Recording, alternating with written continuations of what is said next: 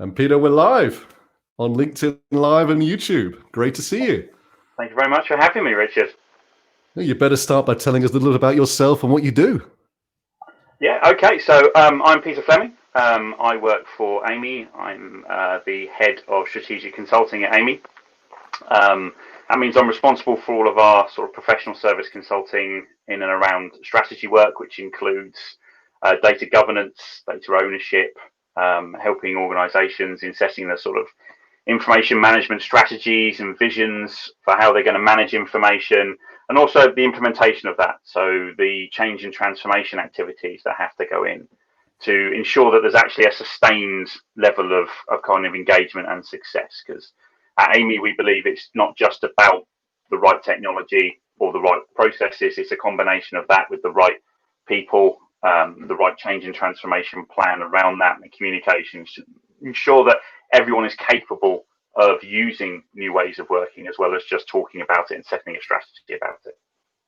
A customer like yours, I know you've got a few enterprise customers. They must have a lot Yeah. of choice in this field. What kind of things do you say that you can really illustrate what sets Aiimi apart? And what does set you apart? Is it the work? Is it the culture? Is it a combination? Is it ethics? What do you stand for? I think it's probably passion. I've never worked with a group of individuals who have the level of passion for what they're trying to do. Genuinely, as an organisation, being able to look after and work with organisations and get value out of their information is something I think we all take pride in within Aiimi. And that ability to want to do more is always something that I've found pleasantly surprising, sometimes shocking, sometimes amazing to watch what my colleagues can do in order to push just something simple. We want to get more out of our data, and then just watch what some of the Aiimi people do. I've really enjoyed that. It sounds like there's a bit of magic there happening behind the Yeah, scenes. I think there really is sometimes. But today we're here to talk about data governance in the age of Yeah, AI. And this is just a can of worms, isn't it, opening this thing up? But in it, there's so much positivity that maybe hasn't fully been explored yet, particularly when it comes to enterprise. So I was yeah, saying to you in the pre-chat, when you say governor, of course, we think of the US states that all have these governors. And Governor Schwarzenegger from California a few years back was this inspirational figure. We didn't know what he was going to be like, but he was really into kind of sustainability and tackling the climate issues. He was pushing forward on legislation, really forward thinking. And then when you say data governance, it doesn't always have the same ring to it. Perhaps you think more of somebody who's trying to protect, who's trying to be secure, rather than this same idea of this pioneering. So what sort of people are doing that role? What sort of opportunities does that role have now? Can we have more of the kind of Governor Schwarzenegger roles when it comes to data? yeah. I think we can. And I think you're right. You touched on traditionally how a data governor or people working in data governance are seen, and they're seen as people who are there for security. They're there for ensuring that there are a reduction in risk, that there are rules that need to be followed in the management of data.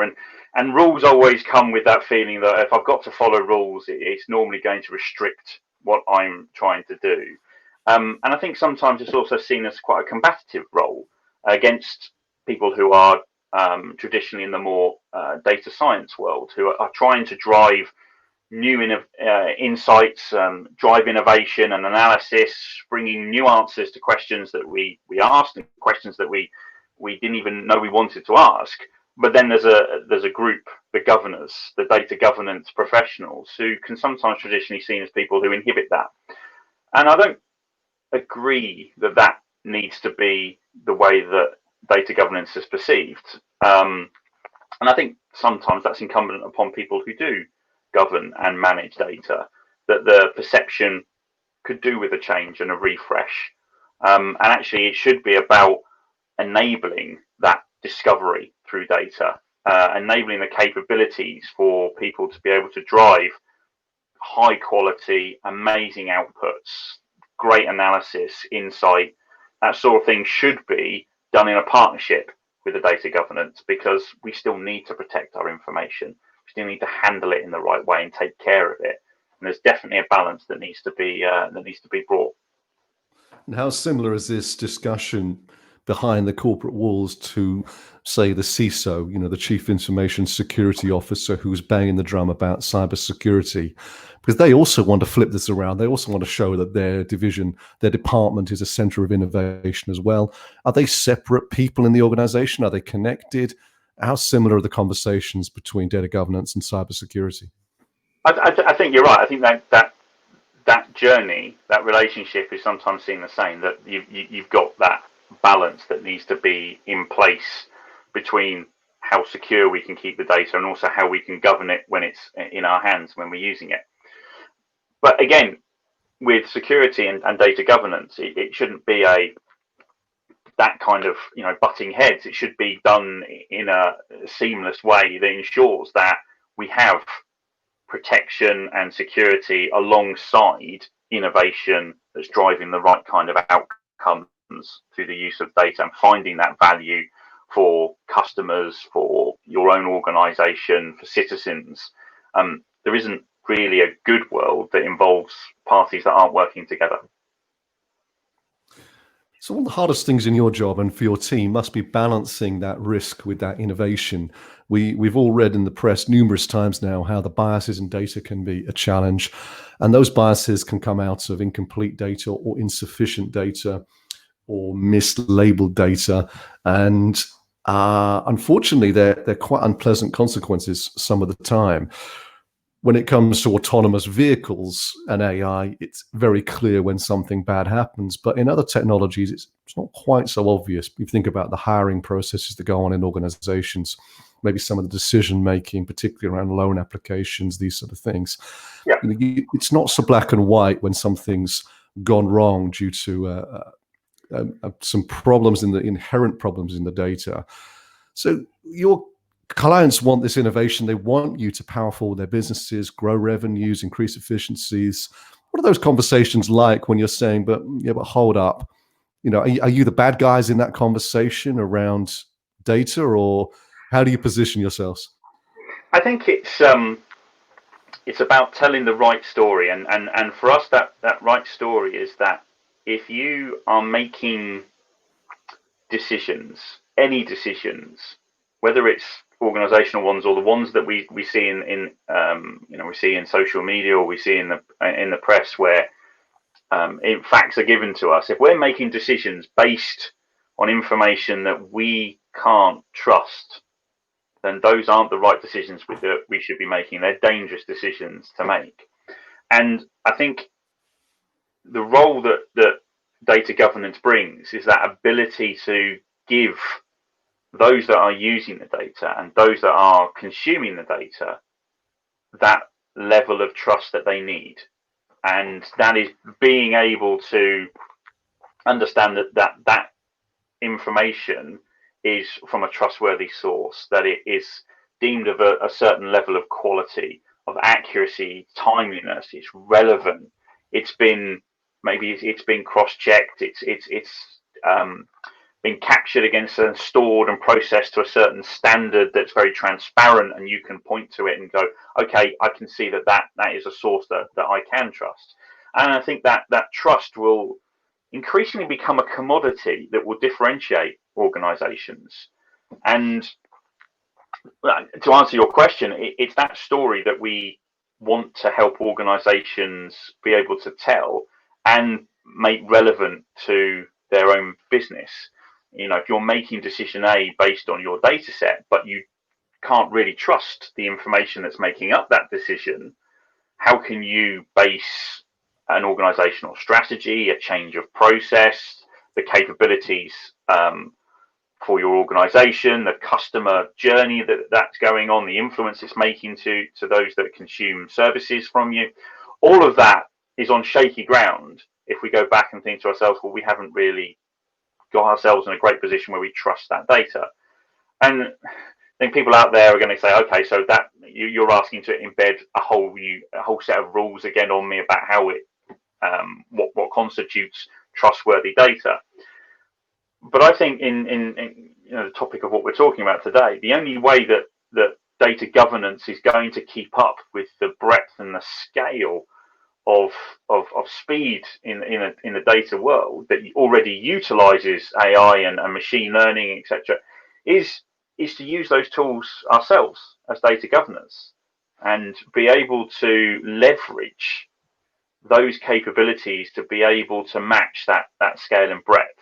We have to use those technologies to be able to say, right, well, I now can understand what I hold. I can understand the information that's being provided by other organizations, by customers.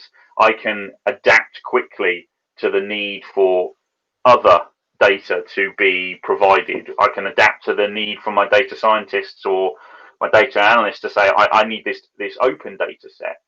And the governance model has to scale to be able to accommodate that. It has to scale to changes in the way your organization wants to govern its data, not the other way around.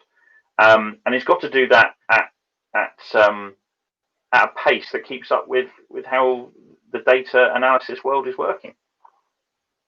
So a few words coming out of there: trust, truth, Yeah. transparency, perhaps as well. Are we asking too much of AI, though, when it comes to transparency? A business would need to be transparent in the first place. You can't fix that with data and AI, can you, Peter? No. What you can do with the data and AI is provide yourselves with the tools and capabilities that you can use to bring that trust to your customers, to your partners, to citizens. And it's the right use of that tool set that is going to set you apart. It's that capability, I think, to understand the data that you capture, the data that you process, and the data that you disseminate, and to do so in line with the way in which you want to govern that information. And to do that, as I said, at scale, and at the speed that it needs to and the agility that it needs to, is where we will use those tools. But they are only tools. As you said, ultimately, it's how an organization sets out its own behaviors and how it uses that's very important. But I think that is also going to be a differentiator in the future. I certainly think back to the last couple of years where GDPR and personal data has become such a prevalent subject in the data world. Being able to differentiate how an organization looks after your personal data because you put a value on that personal data is going to be very, very important. I think it will grow in its importance in the next decade. A few hundred years ago, there would really just be a scribe, one person that would dictate what had happened in a particular situation. Now, we've got probably millions of data points per second of information that goes out, particularly with social media. So for future historians, it's going to be very difficult working out truth and reality and all of that massive amount of data that wasn't a problem in the past. Mm-hmm. It may have been wrong in the past, but it was all there was. How similar is that for a company, though, and a chief exec? Are they going to have the same problem on a kind of slightly different scale in terms of so much data in their business, so difficult to make decisions, and then having to rely more and more on AI, like these future historians will, to actually start to filter and choose and make selections from that data? And then, they're not really going to understand the process, though, are they, a CEO, Peter? And they're going to be relying on it. So how are they going to approach that in the future? And hi, Julian, nice to see you. Yeah, I think that's a good question, and it comes down to the same thought of being able to give whoever the decision maker might be, or the person at the consumption part of the data journey, is in how can they sort what is factual, what is accurate, timely, and relevant to the question they're asking from the things that aren't, and being able to understand how their own organization's governance model has allowed them to come to the right set of conclusions is very important. being able to sort of say, I understand that as an organization, we've got in place processes that allow us to understand the accuracy of this information, the relevancy. I therefore know that this has a more accurate score or relevancy than something over here, and I'll need to base my decisions on that. And I think additionally to that, I think Gillian's brought up that good point about self-regulation. I think it's governance. Let's pop that will, up. So what do you make of that then? Yeah, I mean, Gillian's right. It's not just self-regulation. I think you've got to be able to have the governance model that brings in any legislative requirements that are needed on that information, any requirements that are brought by an industry that's regulated. You'll have your own business requirements in there as well. There are different standards that need to be adhered to. Maybe it's an ISO standard, maybe it's one by a particular industry that your business wants to adhere to. All of those go to make up the way in which you'll govern and regulate the information that you have, and they'll change for different organisations depending on where they sit within an industry or that's regulated or not, or is impacted by certain legal requirements or isn't. And it's that culmination of those that will make up that governance model. But if you still think about most organizations are going to have that governance model in this day and age, it's about being able to apply that, as I've said earlier, at that scale and pace to keep up with the voracious appetite for using data to make business decisions.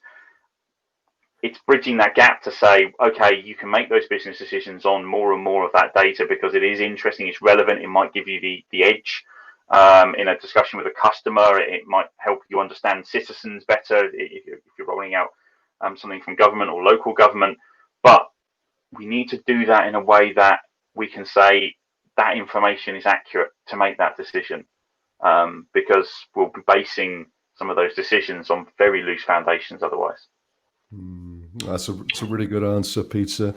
Let me explore this though. That you've got self-regulation. We're just touching on, which is something, and Amazon's been recently saying it's looking for more regulation, which can be a very positive step. You've got the government that varies by region to region, but if we look at Facebook, perhaps governments didn't really understand the harvesting of data, the surveillance capitalism that some people might suggest, was going on there for some time. And then we've got the partners, the Aiimis of this world, the data, the AI, the analytics enablers for businesses. What do you feel? I mean, do you feel a responsibility to be part of that regulation triangle, or are you just in business? Is your job really just to enable companies to succeed? I mean, what do you feel? What kind of weight is on your business, do you think, if any? I think I've always sort of said that actually, and that we all should be data managers in our own right. We should all care enough to look after the data that we manage, because a lot of times that data is someone else's personal information. It's also information about your organization, and it's incumbent on all of us that process that information, that do analysis and share that information, that we should look after it, and we should take care of that. We should have a love for it. But I still feel that it's not right to say we should all be data governors. I think we all should work and manage that data within a framework of governance. But it's that framework of governance that's got to be correct. And that framework of governance is made up of lots of different elements to it. And sources come from lots of different areas, like your own organization, like the legal or regulatory and standards that make up that framework. And that framework will be fairly unique to your business. You might all be in the same industry, but one particular utility company might interpret and put a different governance model to another utility company, because it's unique to the way their behaviors and cultures as an organization work. As long as the outcome for that governance model, its own vision but how it's going to manage that information and govern it properly, is that we're aiming to get to a place where we have that accuracy and that timeliness and that relevance. We can have that trust in that information. I think there's some flexibility in that governance model that we put together. Yes. And how different is it when we talk about at scale? Smaller companies, smaller amount of data. Is it smaller, or how different is it to enterprise, where perhaps it's just pots of data? I think the it's a fallacy to think that a small company probably has their information on one or two places. Aiimi's 100 people big, and I can rattle off a dozen different sources of information that we use internally, and lots of different external sources of information we use. So even a company of 100 people, the scale of information sources that we're using and accessing and processing and making business decisions on is already huge. Some of our customers, big national, international enterprise organizations, the scale of this is incredibly huge, and the creation of more and more data sets on a daily basis can outstrip the role of governance. That we've suddenly got data sets that are being used that the governance model doesn't fit. So there has to be an ability to adapt to that and scale with it. I also think that in a lot of organizations now, we've kind of democratized that use of data. It's not just the remit of that person who used to sit in your team that was good at Excel, that always did the reporting and sent that up to someone else in a different team who was even better at Excel maybe, and they pulled that together and that became a management report. Those days are going and gone, and I also think the days of when it was one person's responsibility to do that have also gone as well, and so has the days of it's one person's want to do that. We actually all use and consume more and more information ourselves on a daily basis, at work and outside of work, consciously and subconsciously, to drive the decision making that we undertake. And that democratization has to come with a model for governance that's flexible, understandable, and accessible. But it also has to be it has to be scalable, because we're talking about a lot of people who now will use information on a day-to-day, minute-by-minute basis within your organization. And you need to balance that growth and that appetite, because it's a good thing, wanting to use data to drive business decisions, but wanting to do that in a way that you can manage in the right way and find that balance it's got to be the point we're trying to get to. And you mentioned GDPR, I think, a little while back. And I know other countries are implementing their own versions of it now that are getting stronger and stronger. Perhaps you could clear up a little bit of confusion for me as well. It seems like there's more pressure to apply GDPR to AI models going forward. This idea that you could be fined if you truly have an unexplainable model. But the purpose of AI is the unexplainability about it. That's the artificial intelligence part of it. So is this a fallacy? Is this something that where two worlds are colliding and not really understanding each other yet? I think it's worlds that were or are now bumping heads together that have traditionally never really done so before. And there'll be a lot of learning to make sure that we get that right. I've always found that the primary purpose for protecting personal information is knowledge, and that knowledge has to come from understanding where the personal data is that we capture, that we process, that we share, and understanding what we are doing with that personal data that someone has given to us. Because ultimately, it comes back to that trust. They have given us some personal data. They've done that because of a particular purpose, and if we are intending to use AI, machine learning to drive better insights that will benefit them. Maybe it's because it's a better customer experience that can be driven, a more efficient process, a lower cost to them, or it's driving decision making in a financial world about whether or not a loan is accepted or a mortgage rates are applied. As long again as we're sort of in a position to say, this is why we are doing this. This is the data we're basing it off. These are the other data sets that we brought in to help us do that. And these are the likely outcomes that can come from that. Or here are some of the outcomes we're getting, and our understanding means that there could be new and different insights that we can drive. Being able to understand ourselves end to end, all the different data sets, all the different ways it's being processed, all the different ways in which we are sharing, the different ways it's captured at the beginning of that process, is vitally important for us to be able to have that trust conversation with someone whose data we're using in that way. And if we can't understand that, if we can't go back into our own organization and look at the technology and tools we're using and fully describe how we use that data, including how we think the model's intended to be used, then we need to go back and do that again until we're at a point we have that confidence. Because again, we'll be either making decisions ourselves or we'll be allowing our models to make those decisions on our behalf, and then we'll make further decisions off the back of that without really having the internal trust that the data's right throughout that process.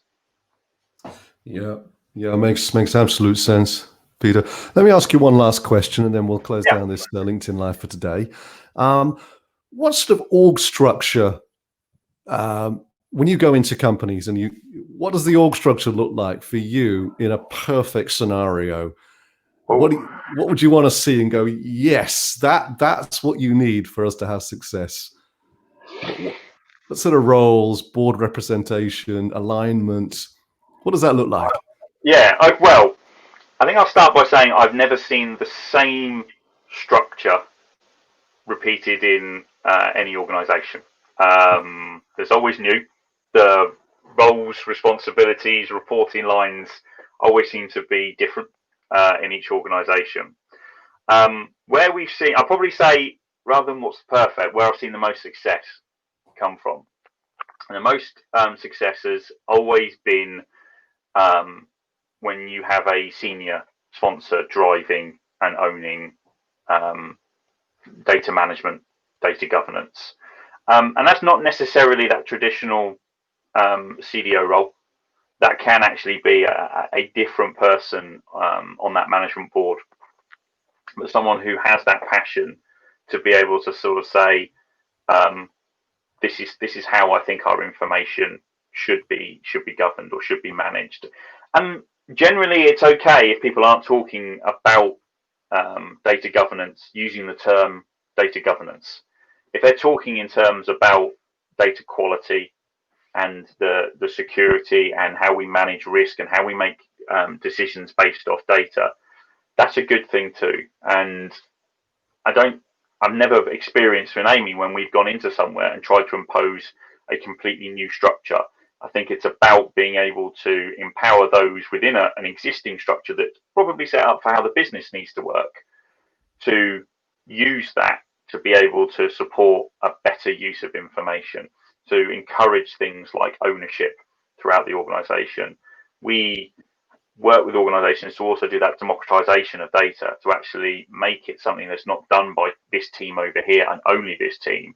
Actually, we should all be thinking about how we manage data, and therefore we should all be thinking about how we govern data, how we protect it, how we ensure the quality of that data, who owns that data, who's responsible for that.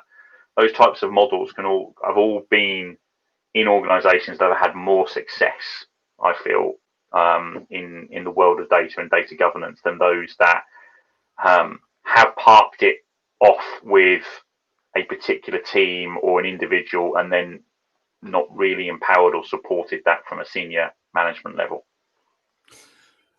I said I'll ask you one more just because I'm Yeah, so interested. Do you see that when you say CDO, you mean Chief Data Officer rather than I Chief do. Digital Yes, Officer? Yeah. yeah, the Could chief the data officer role. could the CDO be a route into the CEO's chair in the future? Yes, because I think firmly that the ability to understand the information and data